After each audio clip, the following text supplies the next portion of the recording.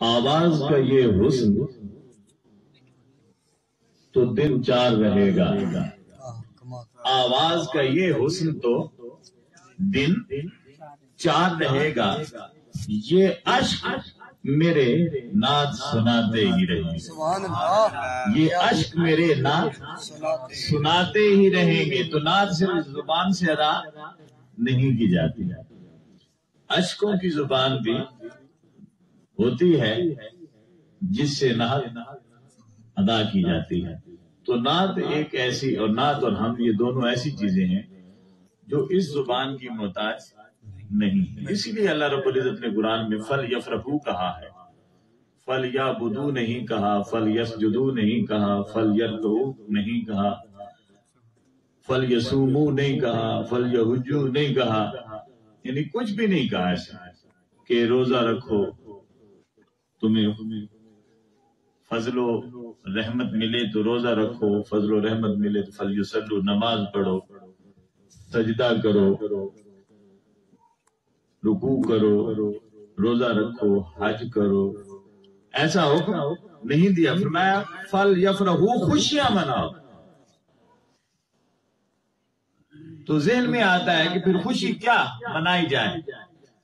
تو مخلوقات جتنی ہیں اتنے ہی مزاج ہیں، ہر مخلوق کا اپنا مزاج ہوتا ہے، اس کی خوشی اور غم کی کیفیتیں اس کی اپنی ہوتی ہیں۔ پھر انسان ہے، انسان کو دیکھیں تو ہر شخص کا اپنا مزاج ہے، غم کے اظہار کا بھی اور خوشی کے اظہار کا بھی اپنا مزاج ہے، خوشی کے اظہار کا بھی اور بولے نا غم کے اظہار کا بھی اپنا مزاج ہے۔ تو اللہ رب العزت نے کسی ایک کام کے لیے مخلوق کو محدود نہیں فرمایا، بلکہ فرمایا فلیفرحو، جیسے تمہارا جی چاہے خوشی مناؤ، جیسے تمہارا جی چاہے خوشی مناؤ، جس طرح تمہارا مزاج کرے خوشی مناؤ، کیا بات، سبحان اللہ، جیسے تمہارا مزاج ہو خوشی مناؤ۔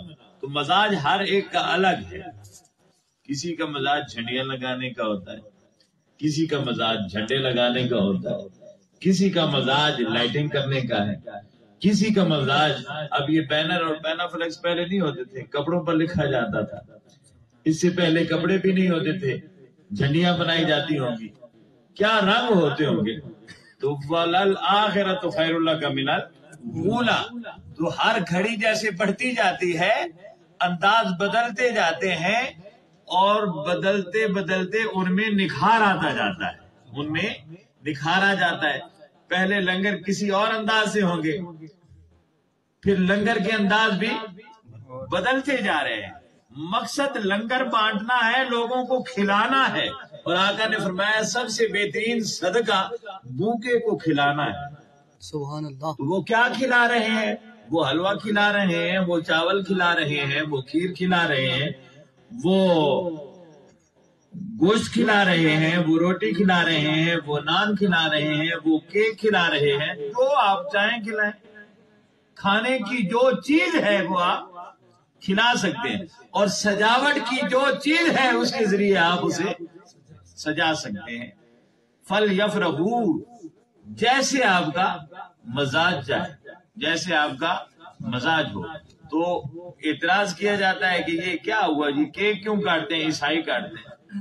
میں کہتا ہوں پھر آپ نہ کھایا کریں کیونکہ عیسائی بھی کھاتے ہیں، آپ نہ پیا کریں کیونکہ عیسائی بھی پیتے ہیں۔ تو یہ تو نہیں کہ عیسائی بیچارے اگر کوئی کام کرتے ہیں اور فطرت میں ایک کام مشترک ہے، ایک کام، تو وہ عیسائی کرے، یہودی کرے، مسلم کرے، غیر مسلم کرے، ہم نے اسلام اور ایمان کے دائرے میں رہنا ہے، اور ہم نے اپنی اخلاقیات کو چھوڑنا نہیں ہے۔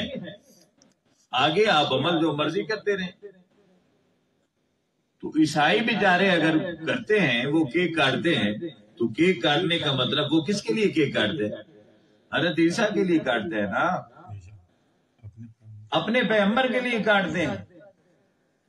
تو ہم اپنے پیغمبر کے لیے کاٹتے ہیں، ہم کوئی حضرت عیسیٰ کے لیے تو تھوڑا کاٹ رہے ہیں نا، ہم تو عیسیٰ کے لیے بھی کاٹ سکتے ہیں، ہم حضرت عیسیٰ کے لیے بھی ان کے برتھ ڈے پر بھی کاٹ سکتے ہیں. ہم مسلمان ہیں اور ہم کتنے نبیوں کو مانتے ہیں؟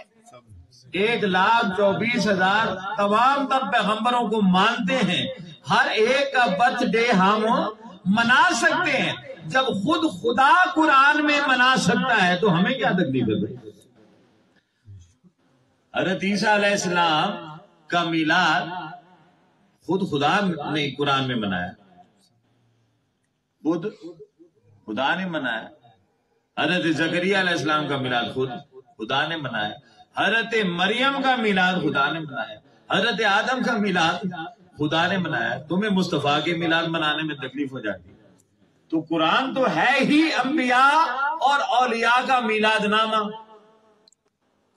تو اعتراض ہوتا ہے کہ کیوں منایا جاتا ہے؟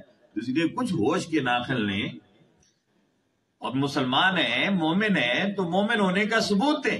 جس کی وجہ سے صاحب ایمان ہوئے اس کی ذات کا کچھ تو حیا اور لحاظ ہونا چاہیے، کچھ تو حیا اور لحاظ ہونا چاہیے.